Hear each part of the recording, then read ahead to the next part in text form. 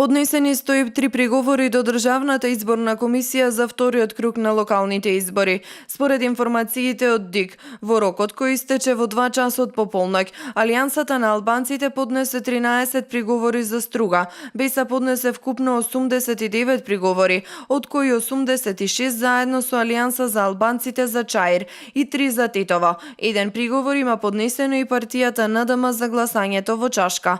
Од вкупниот број на приговорите најголемиот број се однесуваат на Чаир.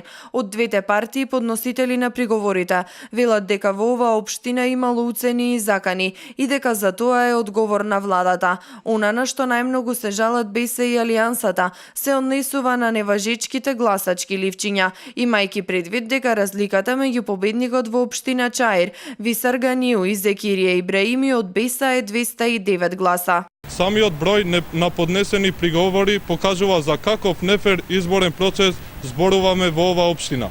Како што изјавија и представниците на ОСБ од ИР, почнувајќи од флагрантното кршење од страна на премиерот на земјата, прегазувајќи ја политичката волја на албанците во албанските општини, но и со злоупотребата која ја направи министерот за внатрешни работи,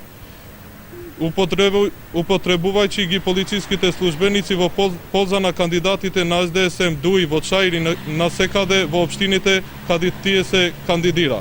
Насекаде се виде дека не сме имале избори, туку само крадење.